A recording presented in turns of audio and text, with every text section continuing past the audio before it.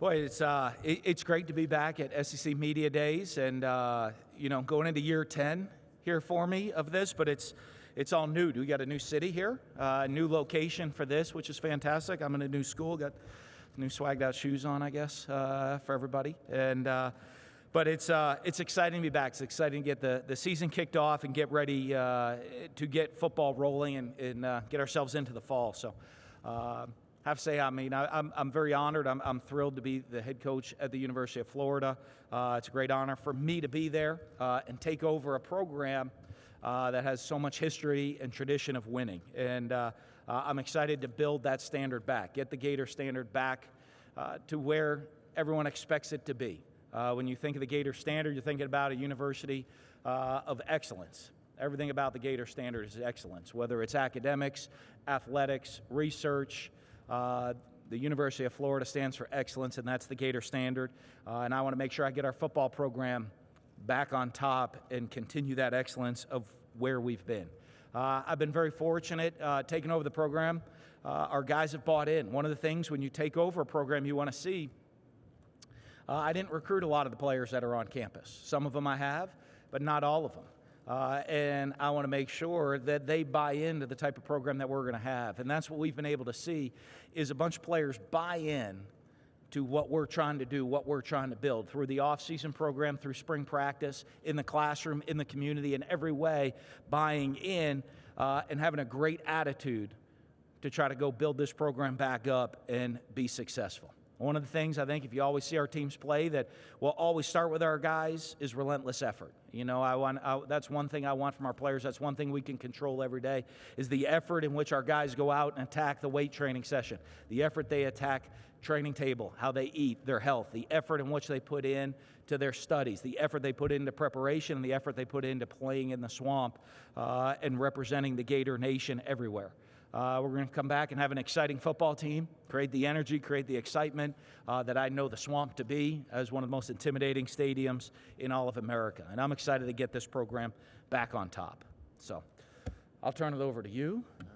Thank you, Coach. And you'll turn it over to them. That sounds good. All right. If you have a question, please raise your hand. Again, give your name and affiliation. We'll start over here, Coach, on our left. Thanks, Coach. Gary Smith of the Florida Times-Union. Just wondering, is in evaluating last year's team and what you saw on tape, is there that final line between 4 and 7 and contending, I guess, first for the division title? Are the pieces in place with the kids that you brought in and signed to make a run at Georgia? Well, we certainly hope so. Not just Georgia, everybody in the SEC East. One of the things that I haven't been in this conference for quite a long time that I've learned is the margin for error is very small. The margin for error from having a bad season to an average season to a good season to a great season, and a great season to a special season is very, very small. And that's what makes it such a huge challenge. You have to bring your A game every single week, no matter who it is that you're going to play. When I took over the program, the goal for this year's team is to go and there's two aspects to it. There's this year's team, and there's the program as a whole. And the goal for this year's team is to go to get back here the first week in December and compete for an SEC championship. That's our goal with this year's team. We also have a goal, though, to build the program to be a consistent championship contender. And those, sometimes they go hand in hand, sometimes they don't, but we're constantly working to do it. And, the work our guys put in, I want to see how they come off of summer conditioning, all the extra work they've put in. But certainly our goal is to find a way to compete for a championship and get back here in December. Okay, we'll stay in the same section, just a row back.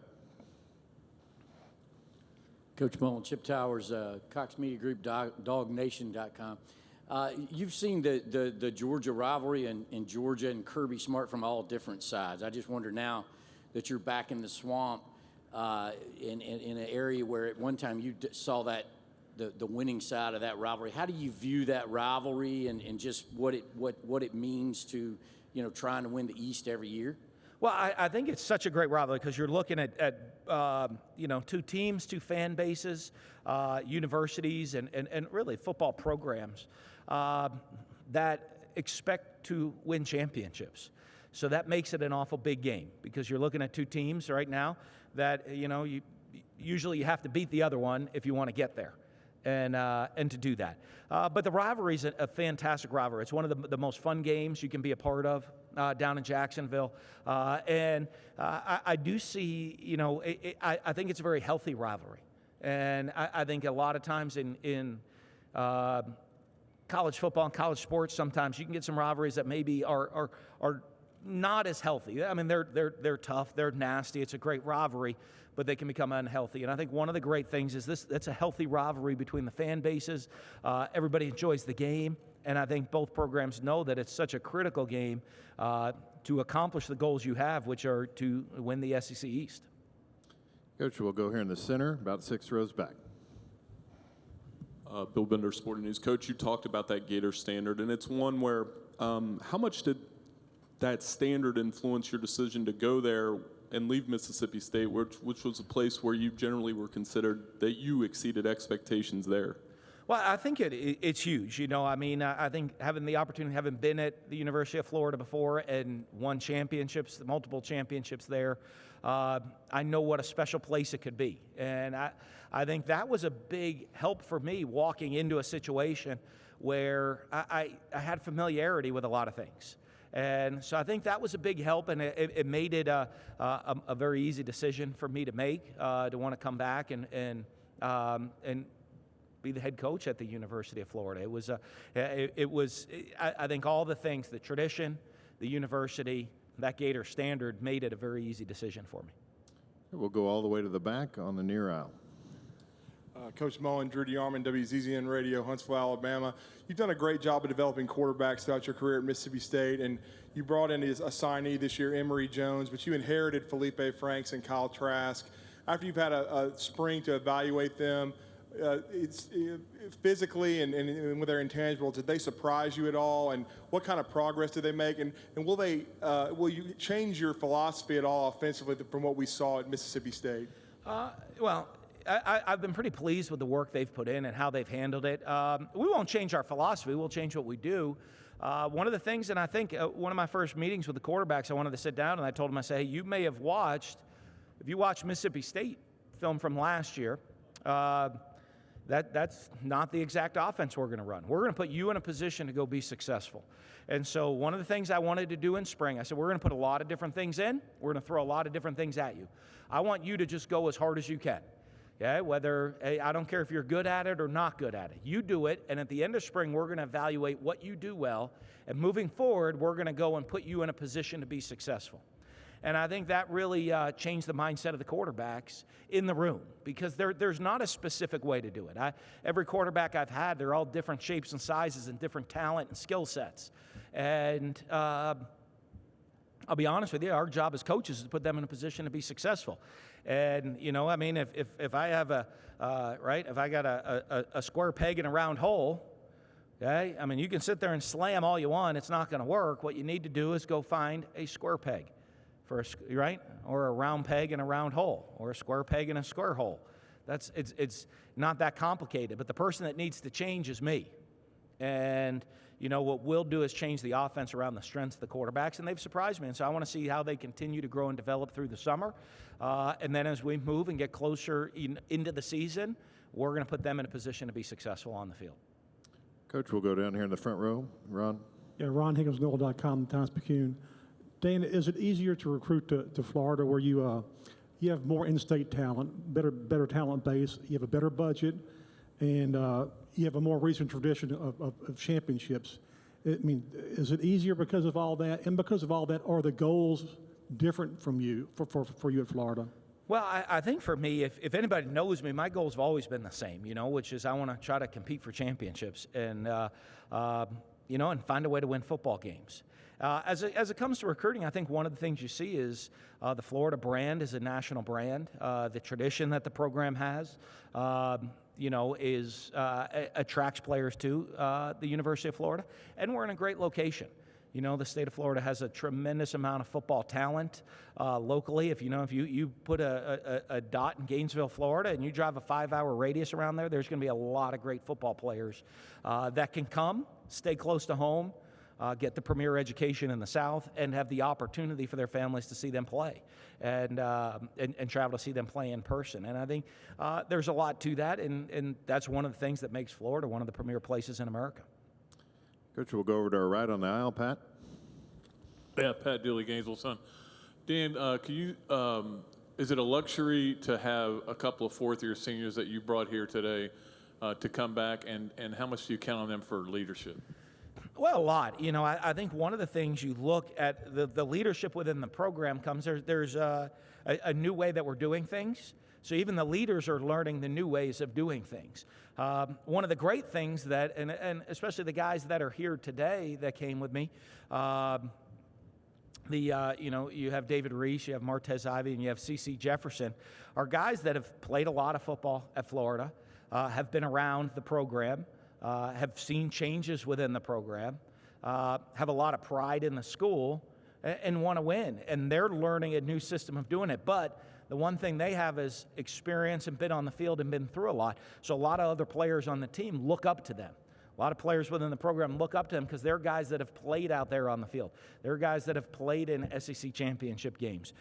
So it's important for me that they understand what our new program's all about, what we need them to do, and them to set that bar and set that standard for the rest of the team. Okay, we'll stay in that right section, about 3/4 of the way back. Adam Sparks, the Tennessean. Dan, while you're waiting for Van Jefferson to get cleared, what's that waiting game like, and what need does he feel if he is eligible? Well, I guess you could say, I don't want to say frustrating because just having done this a long time within the NCAA and as this goes, you just understand that it's a process. And, and as the process plays out, you get a feel, we feel good or bad about one thing or the other. And hopefully we'll be able to announce something in the near future, hopefully, about what's going on with the transfers. But I think they have the opportunity, he would have the opportunity to come in and fill a need as a playmaker with experience in this league. And I think that's a huge benefit of a guy when you get in big games that's been and played in big games, that's made big catches in big games, and has experience. And I think that's a huge plus. Coach, we'll go over to our left alongside the aisle. David Owen with The Athletic. When you think back to your first year at Mississippi State, what were some of the lessons that you learned in that first year that you're applying now as you take over a new program? Well, I think one of the things is, in year one, I kind of came in like a bull in a china shop, maybe, and I was somewhat of a control freak, or just paranoid in my first year, that I had to have my hands on every single detail of every aspect of the program. And a lot of times maybe didn't let people do their jobs to the best of their abilities. So I think one of the biggest things is the opportunity that understanding that everybody knows what the expectations are within our program, and letting people go out there and do their jobs and implement our plan of what's going on, and not maybe being such a control freak over every detail. The other big one is you're always going to deal with new issues and new things that have come up. But a lot of times it won't be my first time having to deal with a certain problem or a certain issue, and so you become a better decision maker. The more opportunities you have to make decisions, usually the better decision maker you become, and hopefully I'm a better decision maker today than I was 10 years ago. Okay, we'll stay in that same section, just a couple of rows back. Coach, Mark Ailawan with the FWAA. Martez Ivey is one of the players that came with you as a Gators representative. What are your expectations for him and the offensive line coming into this season? Well, I think to be successful, you got to be pretty solid up front. You're not going to find a team that's competing for a championship that does not have a solid offensive line. So I think that's going to be a huge part of our program, is that line coming together. Those guys getting used to playing with each other, the experience that they have playing with each other, and their performance is going to be huge. A guy like Martez has done an amazing job since we've gotten there. He's reshaped his body. When I talk to him, he's healthy, feels good about himself and where he's at, and I've seen him work and improve. And he might not be the most outspoken, vocal guy in the room, but he's a guy that when he made a decision to come back, for his senior year. He's a guy that has come in and bought and done everything we've asked him to do from day one. All right, Coach, we're going to go in the center section. Edgar? Yeah, Coach, Edgar Thompson with the Orlando Sentinel.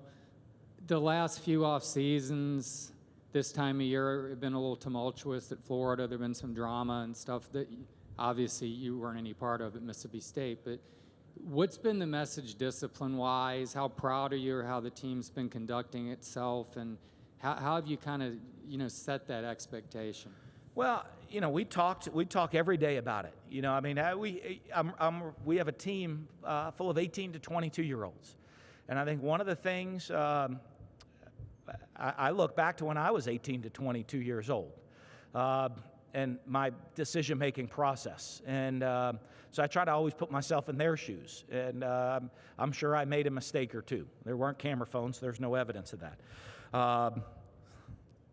thankfully. But I think when you look at these young men and they're coming in from all different backgrounds in a different situation, every day we talk about decision-making, how that decision is going to affect you, how it affects your teammates, how does it affect your family, how does it affect our football program. And if you can learn to make good decisions, you're going to become successful at whatever it is you're trying to accomplish. And so we talk about that constantly for them.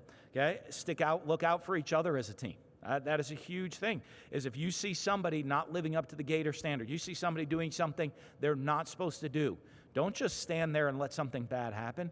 Go out and help fix the situation. Guys aren't all, they're young kids. They're going to make mistakes.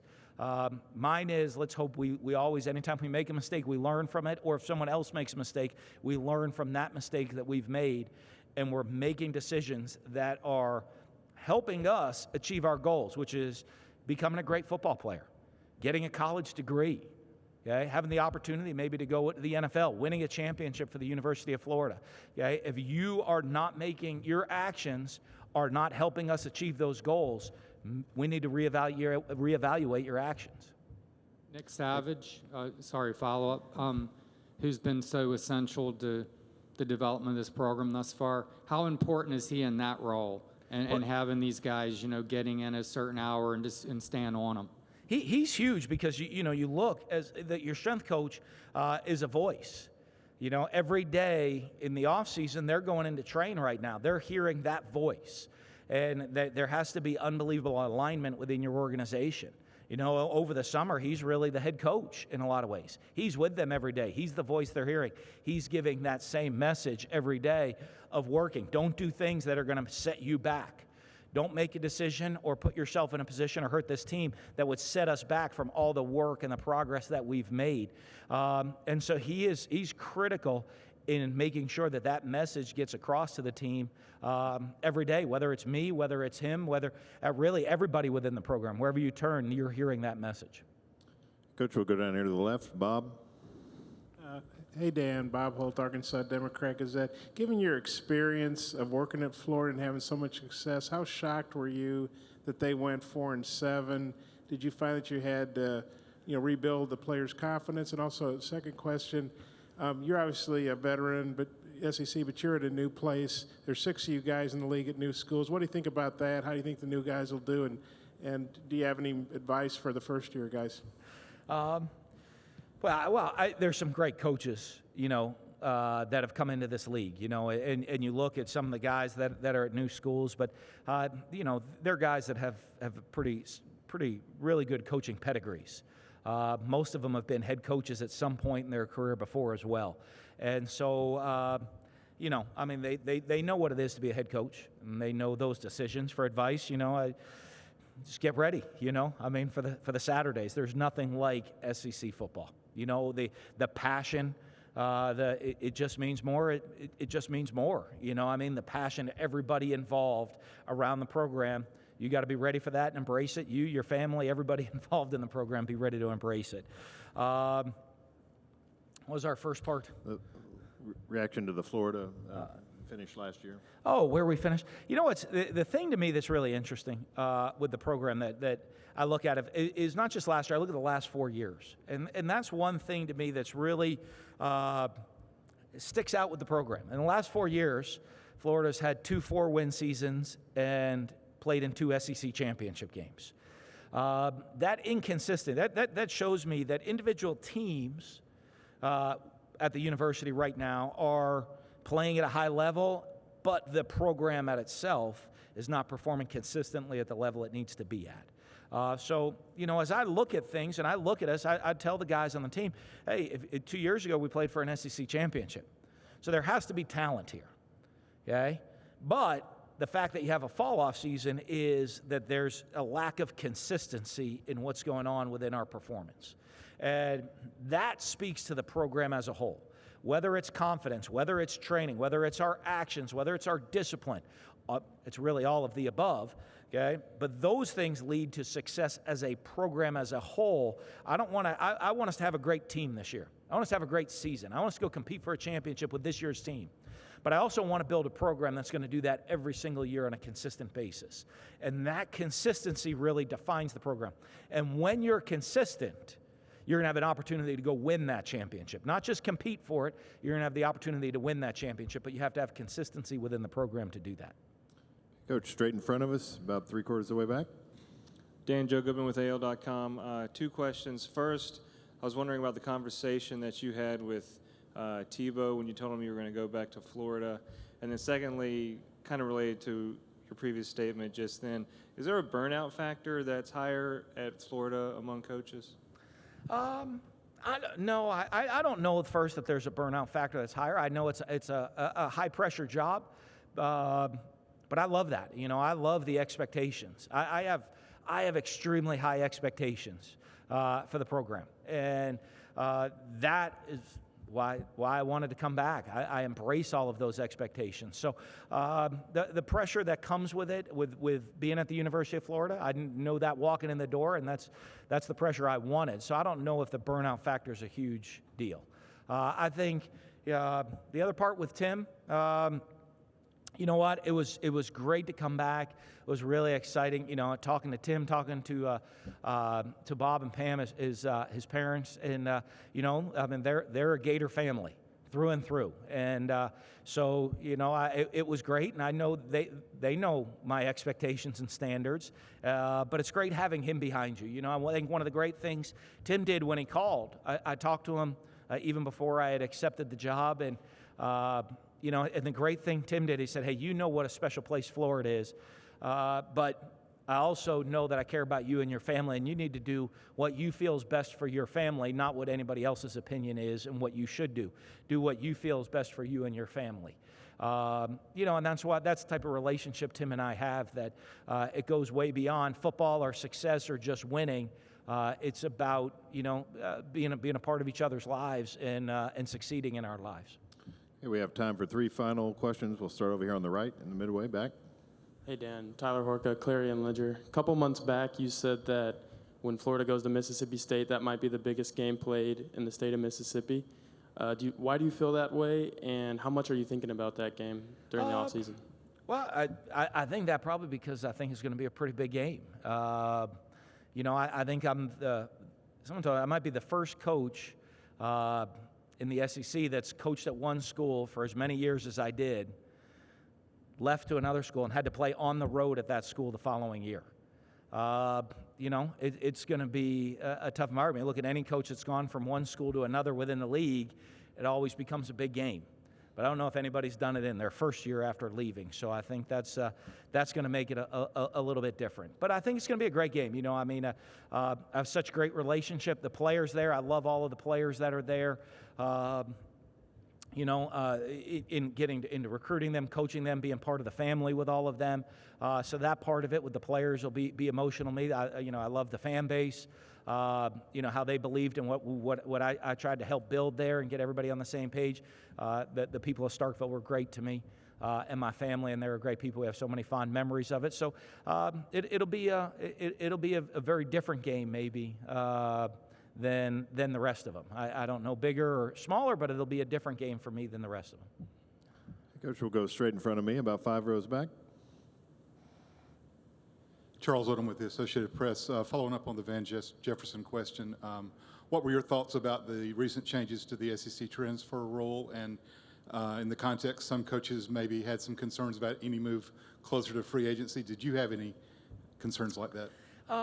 It's hard. Anytime there's rule change, until it really gets implemented and you get to see how it works, it's hard to say whether it's going to be good or bad. I don't think anybody wants to get into having free agency in college football. But I think we also want to make sure we're doing the best we can for student athletes, the best we can for universities, and what's best. I think one thing just in society is, one, you have to look at a situation. Every situation's unique. One of the things, I have 2 young kids at home. And one of the things I don't want is to ever have them put in a situation where as soon as something gets hard, I want to transfer, quit, or do something else. I don't think that's good parenting. I don't think that's good educating young people.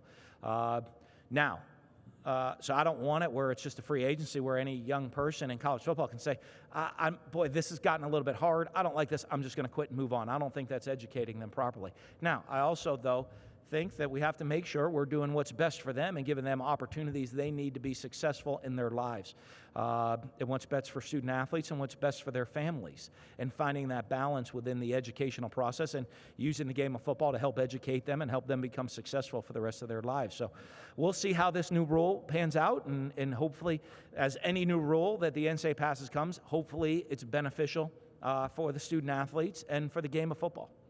We'll take one final question in third row right here in front. Brett Hudson, the Commercial Dispatch in Columbus, Mississippi. You mentioned the fan base at Mississippi State. There's a lot of animosity for you there. Given all of your time there, how do you feel about that, and do you think there's anything that could have been done to have changed that? No, I'll be honest with you. My family and I, we gave everything we had to Mississippi State for 9 years. We had a lot of opportunities to go to other places, and we really enjoyed our time there. Wanted to stay there, and the opportunity though to be the head coach at the University of Florida is one that I couldn't pass. It's a dream job for me, and even Megan said it when we got that phone call. I'd gotten a lot of them in the past, but that one was different. And she just looked at my face and we knew at that moment this one was different for us. And so I think it had a lot more to do with the University of Florida than it had to do with Mississippi State. And, it was an opportunity that I couldn't pass up and wouldn't pass up.